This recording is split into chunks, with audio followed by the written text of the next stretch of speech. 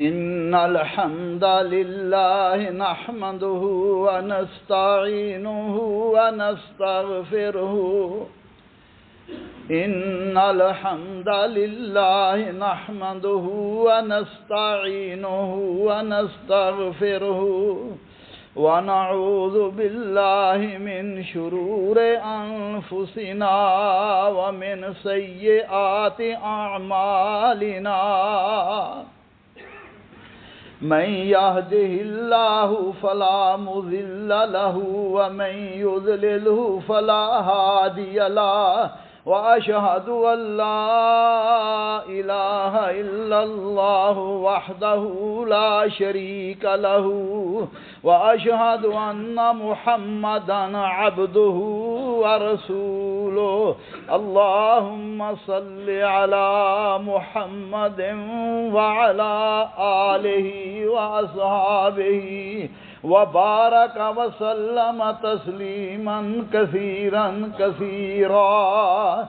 أما بعد فإن خير الحديث كتاب الله وخير الهدي هدي محمد صلى الله عليه وعلى آله وسلم وشر الأمور محدثاتها وكل محدثة بدعة وكل بدعة ضلالة وكل ضلالة في النار من يطع الله ورسوله فقد رشد واهتدى ومن يعص الله ورسوله فقد ضل ضلالا أعوذ بالله السميع العليم من الشيطان الرجيم من همزه ونفخه ونفسه بسم الله الرحمن الرحيم يا نساء النبي لستن كأحد من النساء إن اتقيتن فلا تخضعن بالقول فيطمع الذي في قلبه مرض وقلن قولا معروفا وقرن في بيوتكن ولا تبرجن تبرج الجاهلية الأولى وأقمنا الصلاة وآتينا الزكاة وأطعنا الله ورسوله إنما يريد الله ليذهب عنكم الرجس أهل البيت ويطهركم تطهيرا يا نساء النبي لستن كأحد من النساء اے پیغمبر صلی اللہ علیہ وسلم کی بیویوں تم دیگر عورتوں کی طرح نہیں ہو اگر تم پرہیزگار رہنا چاہتی ہو فلا تضحنا بالقول فيطمع الذي في قلبه وقلنا قولا معروفا تو کسی اجنبی شخص سے نرم لہجہ میں بات نہ کرو تاکہ وہ شخص جس کے دل میں کسی طرح کا مرض ہے کوئی امید نہ پیدا کر لے وَقَرْنَ فِي بُيُوتِكُنَّ اور اپنے گھروں میں رہا کرو وَلَا تَبَرَّجْنَا تَبَرُّجَ الْجَاهِلِيَّةِ الْأُولَى اپنے گھروں میں ٹھہری رہو اور جس طرح جاہلیت کے دنوں میں عورتیں اظہار زینت کرتی تھیں اس طرح زینت نہ دکھاؤ وَأَقِمْنَا الصَّلَاةَ وَآتِينَا الزَّكَاةَ وَأَطِعْنَا اللَّهَ وَرَسُولَهُ اور نماز پڑھتی رہو زکوٰۃ دیتی رہو اور اللہ اور اس کے رسول صلی اللہ علیہ وسلم کی فرما برداری کرتے رہو يريد الله أن يذهب عنكم الرجس أهل البيت اے پیغمبر کے اہل بیت اللہ چاہتا ہے کہ تم سے ناپاکی کا میل کچیل دور کر دے وَيُطَهِّرَكُمْ تَطْهِيرًا، اور تمہیں بالکل پاک صاف کر دے۔ بھائیو، دوستو، بزرگو، یہ سورۃ الاحزاب کی آیت کریمہ ہے۔ آیت نمبر 32 اور 33 سے پہلے بھی آیات میں اللہ ذوالجلال یا نساء النبی کر کے رسول اللہ صلی اللہ علیہ وسلم کی ازواج مطہرات کو 4 مرتبہ خطاب فرما رہے ہیں۔ میرے بھائیو، دوستو، بزرگو، رسول اللہ صلی اللہ علیہ وآلہ وسلم کا گھرانہ حسب و نسب کے لحاظ سے سب سے افضل اور سب سے اشرف گھرانہ ہے۔ رسول اللہ صلی اللہ علیہ وسلم نے فرمایا، ان اللہ اصطفیٰ کنانۃ من ولد اسماعیل واصطفیٰ قریش من کنانۃ واصطفیٰ من قریش بنی ہاشم واصطفانی من بنی ہاشم۔ فرمایا اللہ ذوالجلال نے اولاد اسماعیل علیہ السلام سے کنانہ کو چنا، اور کنانہ سے قریش کو، قریش سے فرمایا بنی ہاشم کو، اور بنی ہاشم سے اللہ ذوالجلال نے مجھے چنا۔ رسول اللہ صلی اللہ علیہ وسلم کے اس گھرانے کے ساتھ اس کے شرف کی وجہ سے محبت کرنا واجب قرار دیا گیا ہے، اور علماء اہل سنت کے نزدیک اس عظیم الشان گھرانے سے محبت کرنے کا اجر بھی ملتا ہے۔ مگر افسوس، اس عظیم گھرانے کے ساتھ محبت کرنے میں لوگ 3 قسموں میں تقسیم ہو گئے۔ ایک وہ لوگ معاذ اللہ ثم معاذ اللہ جو اہل بیت کے ساتھ بغض رکھتے ہیں، انہیں برا بھلا کہتے ہیں، اور دوسرے وہ لوگ جو اہل بیت کی محبت میں غلو کرتے ہیں، اور شرعی حدود سے باہر نکل جاتے ہیں، اور تیسرا طبقہ اعتدال پسند طبقہ ہے جو نہ ان کی تنقیص کرتا ہے، نہ افراط و تفرید کرتا ہے، اور نہ ہی غلو کرتا ہے۔ میرے بھائیو، دوستو، سیدنا علی رضی اللہ تعالیٰ عنہ نے فرمایا، ابن قاسم کتاب السنہ میں نقل فرماتے ہیں، حضرت علی رضی اللہ تعالیٰ عنہ فرماتے تھے، ایک قوم میرے ساتھ غلو کی وجہ سے آگ میں داخل ہوگی، اور ایک قوم میرے ساتھ دشمنی کی وجہ سے، بغض کی وجہ سے آگ میں داخل ہوگی۔ اہل سنت والجماعت تمام اہل بیت کے ساتھ محبت کرتے ہیں، ان کے ساتھ غلو نہیں کرتے، ان کی شان میں تنقیص اور کمی بھی نہیں کرتے، اور سب کے ساتھ محبت اور عقیدت رکھتے ہیں۔ اسی طرح اہل سنت والجماعت تمام صحابہ کرام رضوان اللہ علیہم اجمعین کے ساتھ محبت اور عقیدت رکھتے ہیں۔ میرے بھائیو، دوستو، مگر کچھ لوگ ایسے ہیں جو اہل بیت کے کچھ لوگوں کے ساتھ تو محبت کرتے ہیں، لیکن معاذ اللہ بہت سارے اہل بیت کی شان میں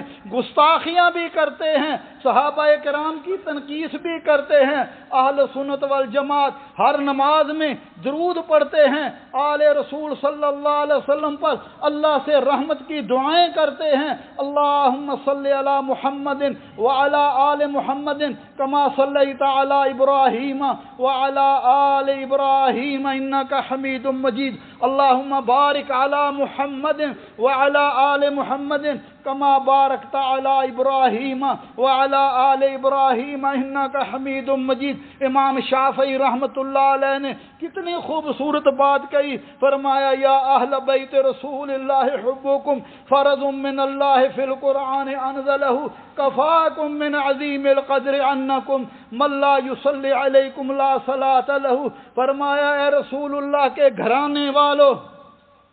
تمہاری محبت اللہ ذوالجلال کی طرف سے فرض کر دی گئی ہے۔ اس قرآن میں جو اللہ نے نازل فرمایا ہے، فرماتے تھے، کفاکم من عظیم القدر انکم من لا یصلی علیکم لا صلاۃ لہ، تمہاری بلند شان کے لیے اتنا ہی کافی ہے کہ جو تم پر درود نہیں پڑھتا، درود نہیں بھیجتا، اس کی نماز ہی نہیں ہوتی۔ میرے بھائیو، دوستو، شیخ الاسلام امام ابن تیمیہ رحمۃ اللہ علیہ فرماتے ہیں، اہل بیت آل بیت رسول اللہ صلی صلی اللہ علیہ وسلم آپ کی آل کے ساتھ محبت کا ذکر کرتے ہوئے فرماتے ہیں محبتہم عندنا فرض واجب یوجر علیہ، اہل بیت کی محبت ہمارے لیے لازمی طور پر ایسا فرض ہے جس پر دیگر نیکیوں کی طرح اجر و ثواب دیا جاتا ہے۔ اللہ ذوالجلال سے دعا ہے اللہ ذوالجلال ہمیں آل بیت رسول اللہ صلی اللہ علیہ وسلم آپ کے اہل بیت کے ساتھ سچی محبت کرنے کی توفیق عطا فرمائے۔ میرے بھائیو دوستو، اہل بیت سے مراد کون ہیں؟ امام زبیدی رحمت اللہ علیہ فرماتے ہیں الاہل للرجل زوجته ويدخل فيه الاولاد وفسر قوله تعالی وصار باہلہ، فرمایا آدمی کے اہل سے مراد سب سے پہلے اس کی بیوی اور اس کی اولاد ہے، اور یہی تفسیر ہے جیسے اللہ ذوالجلال نے حضرت موسیٰ علیہ السلام کا ذکر کیا کہ جب وہ مدین سے اپنے گھر مصر کی طرف تشریف لا رہے تھے، فرمایا وصار بأہلہ، موسیٰ اپنے اہل یعنی اپنی بیوی اور اولاد کو لے کر چلے۔ میرے بھائیو دوستو، اسی طرح دیگر بھی لسان العرب میں بھی یہی موجود ہے، اہل البیت سکانہ، وہ فرماتے ہیں اہل بیت سے مراد اس کے رہائشی ہوتے ہیں، اور اہل الرجل سے مراد جو اس کے ساتھ خاص لوگ ہوتے ہیں۔ فرماتے ہیں وَأَهْلُ بَيْتِ النَّبِيِّ صلی اللہ علیہ وسلم ازواجہ وبناتہ وصہرہ، فرمایا آپ کی اہل بیت سے مراد آپ کی ازواج مطہرات، آپ کی بیٹیاں اور آپ کے داماد ہیں۔ تو میرے بھائیو دوستو، اس طرح بے شمار حدیث قرآن کریم میں بھی اللہ ذوالجلال نے فرشتوں کا ذکر فرمایا جب وہ ابراہیم علیہ السلام کے پاس تشریف لاتے ہیں، آ کے اسحاق علیہ السلام کی خوشخبری دیتے ہیں، اما سارا تعجب کرتی ہیں اور کہتی ہیں آلد وانا عجوز وہذا بعلی شیخا ان ھذا لشیء عجیب، میں بھی بوڑھی، میاں صاحب بھی بوڑھے ہو چکے ہیں، اب اللہ ہمیں بیٹا عطا فرمائے گا۔ فرشتوں نے جواب دیا قالوا وتعجبین من امر اللہ رحمت اللہ وبرکاتہ علیکم اہل البیت، فرما کہنے لگے کیا تم اللہ کے حکم پر تعجب کرتی ہو؟ اللہ کی رحمت اور اس کی برکتیں ہوں تم پر اہل بیت، انہ حمید مجید۔ اسی طرح اور بھی موسیٰ علیہ السلام کو جب نیل میں ڈالا گیا تو ان کی بہن فرعون کے پاس جا کر کہتی ہے فقالت هل ادلکم علی اہل بیت یکفلونہ، کیا میں اس گھر والوں کے بارے میں نہ بتاؤں جو جس کے گھر والے اہل بیت اس بچے کی اچھی طرح کفالت کریں گے؟ تو اہل بیت سے مراد موسیٰ علیہ السلام کی والدہ تھی۔ اسی طرح احادیث میں بھی رسول اللہ صلی اللہ علیہ وسلم کی زوجہ مطہرہ میری اور آپ کی اماں جان سیدہ عائشہ صدیقہ رضی اللہ تعالی عنہا پر جب منافقین نے تہمت لگائی، اللہ کے رسول صلی اللہ علیہ وسلم منبر پر کھڑے ہوئے خطبہ ارشاد فرمایا یا محشر المسلمین من یعذرنی من رجل قد بلغنی عذاہ فی اہل بیتی فواللہ ما علمت علی اہل اللہ خیرا، مسلمانوں کی جماعت کون ہے میری حمایت کرے اس آدمی کے مقابلے میں جس نے میرے اہل بیت پر تہمت لگا کر مجھے تکلیف پہنچائی؟ اللہ کی قسم میں تو اپنے گھر والوں کو پاک دامن ہی سمجھتا ہوں۔ میرے بھائیو دوستو، اہل نبی سے مراد آپ کے حقیقی طور پر بیویاں مراد ہیں، لیکن وسیع تر مفہوم کے مطابق آپ کی اولاد، آپ کے نواسے، آپ کی نواسیاں، آپ کے چچا کے بیٹے بھی اس میں شامل ہیں۔ میرے بھائیو دوستو، عام طور پر یہ سمجھا جاتا ہے کہ اہل بیت سے مراد رسول اللہ صلی اللہ علیہ وسلم، سیدنا علی، سیدہ فاطمہ، سیدنا حسن اور حسین ہیں، جنہیں عام طور پر لوگ پنجتن پاک کہتے ہیں۔ لیکن میرے بھائیو، یہ حقیقت ہے کہ بیٹی تو اہل بیت میں شامل ہو گئی، لیکن والدہ سیدہ خدیجہ، اس کا کبھی کسی نے نام نہیں لیا۔ دو بھائی تو اہل بیت میں شامل کر لیے گئے، لیکن تیسرا بھائی محسن وہ اہل بیت میں اس کا ذکر نہیں ہے۔ دو بہنیں سیدنا علی رضی اللہ تعالی عنہ کی دو بیٹیاں جو سیدہ فاطمہ الزہرا کے بطن میں تھی، سیدہ زینب اور سیدہ ام کلثوم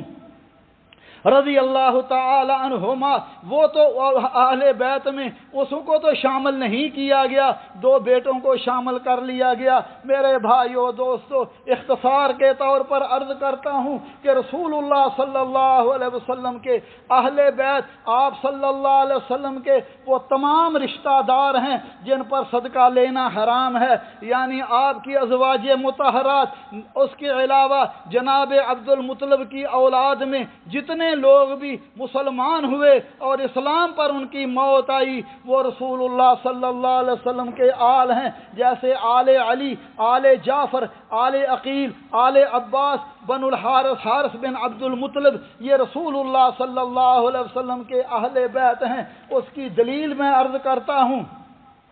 کہ آپ کے چچاؤں کی اولاد بھی اہل بیت میں شامل ہے۔ صحیح مسلم میں ہے کہ جناب حضرت عبد المطلب بن ربیعہ بن حارث بن عبد المطلب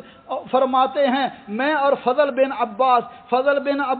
سیدنا عباس کے بڑے بیٹے تھے، فرمایا رسول اللہ صلی اللہ علیہ وسلم کی خدمت میں یہ درخواست لے کر حاضر ہوئے کہ آپ ہمیں صدقہ کی وصولی پر مقرر فرما دیں تاکہ ہم اس کام کی تنخواہ سے اپنی شادی کا سامان کر سکیں۔ تو نبی صلی اللہ علیہ وسلم نے فرمایا، ان صدقۃ لا تنبغی لآل محمد انما ہی اوساخ الناس، فرمایا آل محمد کے لیے صدقہ کی آمدنی حلال نہیں ہے کیونکہ یہ لوگوں کا میل کچیل ہے۔ اسی طرح میرے بھائیو دوستو، اس سے معلوم ہوا کہ جن پر صدقہ حرام، جس میں بنو ہاشم کے ساتھ بنو مطلب بن مناف کو بھی آپ صلی اللہ علیہ وسلم نے شامل کیا اور ان کو خمس میں حصہ دیا۔ اللہ ذوالجلال نے قرآن کریم میں جو میں آیت آپ کے سامنے پڑھی ہیں، اس میں یا نساء النبی کہہ کے نبی صلی اللہ علیہ وسلم کی ازواج مطہرات کو 4 مرتبہ خطاب فرمایا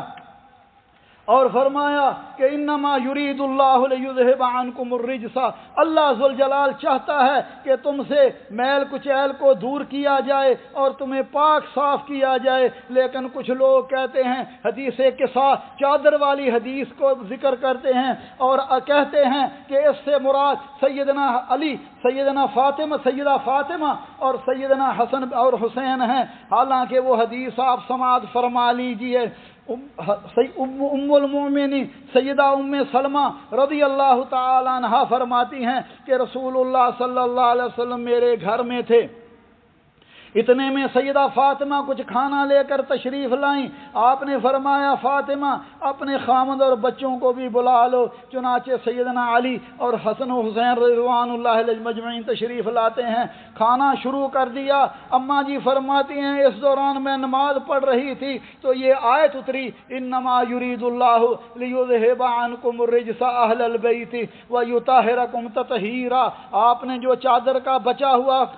پلڑا تھا، جو چادر کا بچا ہوا حصہ تھا، اسے پکڑا اور ان حضرات کو ڈھانپ دیا۔ پھر آپ نے اپنا ہاتھ باہر نکالا اور آسمان کی طرف بلند کرتے ہوئے فرمایا، اللہم ہؤلاء اہل بیتی وخاصتی فاذھب عنہم الرجس وطہرہم تطہیرا۔ اے اللہ یہ بھی میرے گھر والے ہیں، میرے خاص لوگ ہیں، ان سے بھی ناپاکی دور کر دے، انہیں اچھی طرح پاک صاف کر دے۔ ام سلمہ فرماتی ہیں میں نے بھی اپنا سر اس چادر میں داخل کر لیا، اللہ کے رسول میں بھی آپ کے ساتھ ہوں۔ فرمایا انکی الی خیر، انکی الی خیر، تو پہلے ہی اہل بیت میں شامل ہیں، تو خیر میں ہیں۔ میں نے عرض کیا یا رسول اللہ ما انا من اہل البیت، میں اہل بیت میں نہیں ہوں۔ فرمایا انکی اہلی خیر وہؤلاء اہل بیتی، فرمایا تو میرا بہترین اہل ہے اور اس طرح یہ لوگ بھی اہل بیت میں شامل ہیں۔ میرے بھائیو دوستو، آپ صلی اللہ علیہ وسلم کے ازواج مطہرات وہ دنیا کی بہترین عورتیں ہیں، وہ دنیا میں بھی آپ کے ساتھ اور جنت میں بھی آپ کی ساتھی ہیں۔ اللہ ذوالجلال سے دعا ہے ہمیں اپنی پاک باز امہات المومنین کے ساتھ سچی محبت کی توفیق عطا فرمائے۔ اللہ ذوالجلال جنت میں بھی رسول اللہ صلی اللہ علیہ وسلم، آپ کے اہل بیت اور آپ کے صحابہ اعظام کا اللہ ذوالجلال ہم سب کو جنت میں ساتھ نصیب فرمائے۔ میرے بھائیو دوستو، خطبہ جمعہ کا وقت چونکہ انتہائی مختصر ہے، اس لیے موضوع بڑا طویل ہے، میں اختصار کے طور پر عرض کرتا ہوں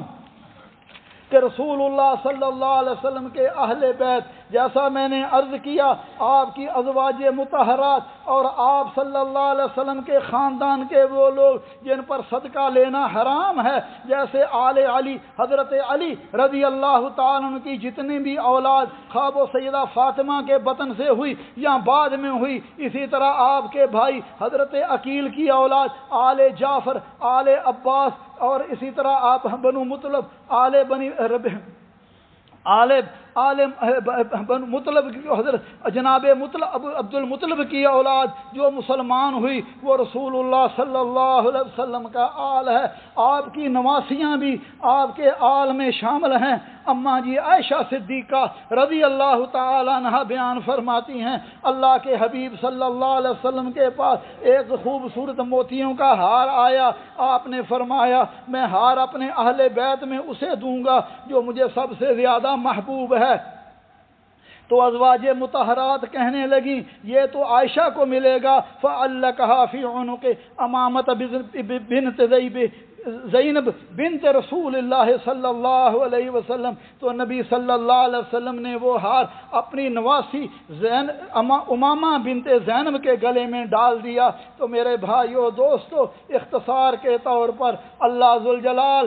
ہمیں آل رسول اللہ صلی اللہ علیہ وسلم کے آل کے ساتھ سچی محبت اور حقیقی محبت، یہ نہیں کہ کچھ کے ساتھ محبت اور کچھ کی تنقید کرنا، یہ اہل سنت والجماعت کا عقیدہ نہیں ہے۔ سیدنا علی رضی اللہ تعالیٰ عنہ کے بے شمار فضائل، بڑے مناقب ہیں۔ اسی طرح سیدہ فاطمہ رضی اللہ تعالیٰ عنہ کے بارے میں رسول اللہ صلی اللہ علیہ وسلم نے فرمایا نزل ملک من السماء فاستأذن اللہ ان یسلم علیہ۔ آج ایک فرشتہ اللہ نے آسمان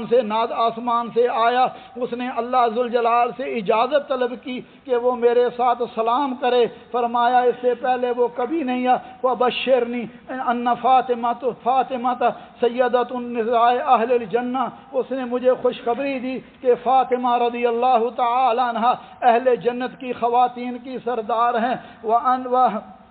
وَأَنَّ الْحَسَنَ وَالْحُسَيْنَ سیدہ شباب اہل الجنہ، اسی طرح حسن و حسین جنت کے نوجوانوں کے سردار ہیں۔ رسول اللہ صلی اللہ علیہ وسلم ان کے ساتھ بڑی محبت کرتے تھے۔ سیدنا حسن اور حسین کو سینے سے لگایا اور فرمایا اللہم انی احبھا فاحبھا، اللہ میں ان سے محبت کرتا ہوں، تو بھی ان کے ساتھ محبت کر۔ اسی طرح حضرات صحابہ کرام رضوان اللہ علیہم اجمعین اہل بیت کے ساتھ بڑی محبت کرتے تھے۔ سیدنا حسن ایک دن بچے تھے، مسجد سے باہر کھیل رہے تھے، سیدنا ابو بکر مسجد سے باہر نکلے اور حسن رضی اللہ تعالیٰ کو اٹھا لیا کندھوں پر اور فرمایا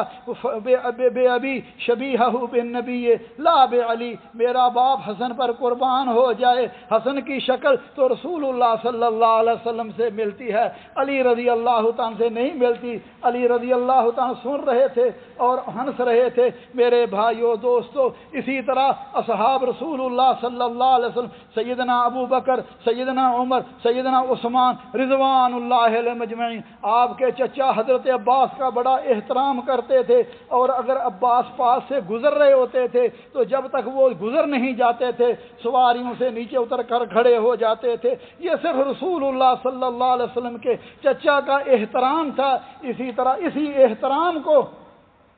حضرات اہل بیت نے بھی باقی رکھا۔ دیکھیے سیدنا علی رضی اللہ تعالیٰ نے اپنی اولاد میں 3 بچوں کے نام ابو بکر و عمر عثمان رکھے جو سیدنا حسین کے ساتھ میدان کربلا میں شہید ہوئے۔ اسی طرح حضرت حسن نے اپنے 2 بچوں کے نام ابو بکر و عمر اور طلحہ رکھے، اور سیدنا حسین کے ایک بچے کا نام عمر بن حسین تھا۔ سید التابعین حضرت علی بن حسین زین العابدین نے اپنی بیٹی کا نام عائشہ اور بچے کا نام عمر رکھا تھا، اور ان کی کنیت ابو بکر تھی۔ میرے بھائیو دوستو، اہل بیت سے محبت ایمان کا حصہ ہے، ایمان ہے۔ نبی صلی اللہ علیہ وسلم کی حدیث سنیے، آپ نے فرمایا والذی نفسی بیدہ لا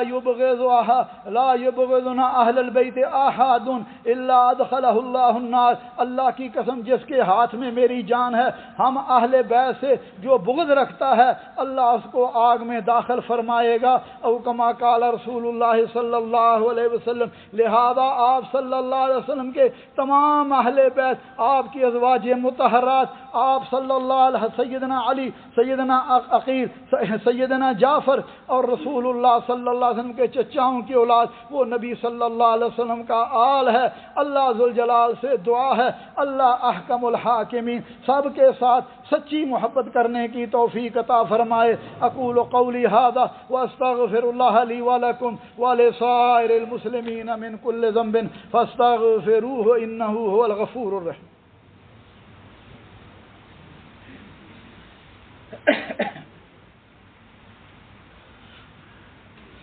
الحمد للہ وسلام علی عبادہ الذین اصطفیٰ، اشہد ان لا الہ الا اللہ وحدہ لا شریک لہ واشہد ان محمدا عبدہ ورسولہ صلوات اللہ ربی وسلام علیہ۔ میرے بھائیو دوستو، محرم کا مہینہ چل رہا ہے اور نبی صلی اللہ علیہ وسلم نے فرمایا افضل الصیام بعد رمضان شہر اللہ المحرم، فرمایا رمضان کے روزوں کے بعد سب سے افضل روزے اللہ کے مہینے محرم کے ہیں۔ اور نبی صلی اللہ علیہ وسلم بھی قریش بھی زمانہ جاہلیت میں 10 محرم یعنی عاشورہ کا روزہ رکھتے تھے، لیکن جب آپ نے مدینے کی طرف ہجرت کی تو آپ روزہ رکھتے تھے، صحابہ بھی رکھتے تھے، مگر جب رمضان کے روزے فرض ہوئے تو آپ نے فرمایا اب کوئی رکھنا چاہے تو رکھ لے، نہ رکھنا چاہے تو نہ رکھے۔ نبی صلی اللہ علیہ وسلم مدینہ تشریف لاتے ہیں، دیکھا یہود بھی عاشورہ کا روزہ رکھتے ہیں، آپ نے ان سے پوچھا تو کہنے لگے ہم شکرانے کا روزہ رکھتے ہیں۔ اس دن اللہ ذوالجلال نے فرعون کو غرق کیا تھا، موسیٰ علیہ السلام کو نجات دی تھی، تو آپ نے فرمایا فنحن احق واولی بموسیٰ منکم، ہم تم سے زیادہ حق رکھتے ہیں اور تمہاری نسبت موسیٰ علیہ السلام سے زیادہ قریب ہیں۔ آپ نے خود بھی روزہ رکھا اور صحابہ کرام کو بھی روزہ رکھنے کا حکم دیا۔ یہود اس دن کو عید کا دن تصور کرتے تھے، خوشیاں مناتے تھے، اور نبی صلی اللہ علیہ وسلم کو صحابہ نے عرض کیا کہ آپ تو ہمیں یہودیوں کی مخالفت کا حکم دیتے ہیں لیکن یہود تو اس دن عید کا دن بناتے ہیں، تو آپ نے فرمایا فَإِذَا كَانَ الْعَامُ الْمُقْبِلِ انشاءاللہ صُمْنَا الْيَوْمَ التَّاسِعِ، آئندہ سال آئے گا تو ہم 9 کا بھی روزہ رکھیں گے، یعنی 9 تاریخ کا بھی اور 10 تاریخ کا بھی، جیسا کہ نبی صلی اللہ علیہ وسلم نے یہود کی مخالفت میں اس کا حکم دیا۔ فرمایا صوموا یوم عاشورہ وخالفوا فیہ الیہود وصوموا قبلہ یوما او بعدہ یوما، فرمایا عاشورہ کا روزہ رکھو، یہود کی مخالفت کرو، اس سے ایک دن پہلے یا اس کے ایک دن بعد کا روزہ، اور اس کا فائدہ کیا ہے؟ حضرت قتادہ فرماتے ہیں سئل رسول اللہ صلی اللہ علیہ وسلم عن یوم عاشورہ، نبی صلی اللہ علیہ وسلم سے عاشورہ کے روزے کے بارے میں پوچھا گیا، فرمایا یکفر السنۃ الماضیہ، گزشتہ پچھلے 1 سال کے گناہوں کا کفارہ ہے۔ بھائیو چاہیے تھا روزہ رکھنا، لیکن معیار تبدیل ہو گیا ہے، لوگوں نے سنت کے مقابلے میں بدعات جاری کر لی تھی اور بدعات کو سنت تصور کیا جا رہا ہے، بجائے اس کے کہ اس دن کا روزہ رکھا جاتا، پچھلے 1 سال کے گناہوں کی معافی کا جو سنہرا موقع تھا اس سے فائدہ اٹھایا جاتا، مگر لوگوں نے اس دن کو کھانے پینے کا دن بنا لیا، سبیلیں لگائی جاتی ہیں، کھایا پیا جاتا ہے اور رسول اللہ صلی اللہ علیہ وسلم کی سنت کا مذاق اڑایا جاتا ہے، اور یہ معلوم نہیں ہے کہ یہ سیدنا حسین کی شہادت کا غم ہے یا شہادت کا جشن ہے جو لوگ منا رہے ہیں۔ اللہ ذوالجلال سے دعا ہے اللہ احکم الحاکمین ہمیں اس دین پر چلنے کی توفیق عطا فرمائے جو رسول اللہ صلی اللہ علیہ وسلم اپنے صحابہ کرام رضوان اللہ علیہم اجمعین کو دے کر گئے اور جن پر صحابہ کرام نے عمل کیا۔ اقول ربنا ظلمنا انفسنا وان لم تغفر لنا وترحمنا لنكونن من الخاسرین، اللهم انك عفو تحب العفو فاعف عنا، اللهم فاطر السماوات والارض انت ولينا في الدنيا والاخره، توفنا مسلمين والحقنا بالصالحين، اللهم احسن عاقبتنا في الامور كلها واجرنا من خزي الدنيا وعذاب الاخره، اللهم فاطر السماوات والارض انت انت ولینا فی الدنیا والآخرہ توفنا مسلمین والحقنا بالصالحین۔ رب کریم غفور الرحیم، اللہ ہمارے گناہوں کو معاف فرما، یا اللہ دین پر استقامت نصیب فرما، جب تک دنیا میں رہے اللہ اسلام اور ایمان پر زندہ رکھنا، اور جب ہماری موت آئے اللہ مسلمان کر کے مارنا، اور اپنے حبیب صلی اللہ علیہ وسلم کی جنت میں رفاقت نصیب فرمانا۔ رب کریم غفور الرحیم، ہم میں جو بیمار ہیں اللہ ہمارے بیماروں کو شفاء کاملہ عاجل عطا فرما، یا اللہ مرحومین کو پر رحم فرما، اللہ ہمارے والدین پر بھی رحم فرما، جیسے انہوں نے بچپن میں ہم پہ رحم کیا، ان میں جو زندہ اللہ انہیں صحت و عافیت ایمان عطا فرما، جو فوت ہو چکے ہیں اللہ ان کی مغفرت فرما، یا اللہ جتنے بھی مسلمان مرد عورتیں حالت ایمان میں دنیا سے چلے گئے ہیں اللہ سب کس کی مغفرت فرما، اللہ ہمیں اپنے اور اپنے حبیب صلی اللہ علیہ وسلم، آپ کے صحابہ کرام اور رسول اللہ صلی اللہ علیہ وسلم کے اہل بیت اعظام کے ساتھ سچی محبت عطا فرما، اللہ ذوالجلال اور جنت میں ان کا ساتھ نصیب فرما۔ اللہم اجعل هذا البلد آمنا مطمئنا وسائر بلاد المسلمین یا ارحم الراحمین۔ عباد اللہ رحمکم اللہ، ان اللہ یأمر بالعدل والإحسان وإیتاء ذی القربى وینہی عن الفحشاء والمنکر والبغی یعظکم لعلکم تذکرون۔ اذکروا اللہ یذکرکم وادعوہ یستجب لکم ولذکر اللہ اکبر واللہ یعلم ما تصنعون۔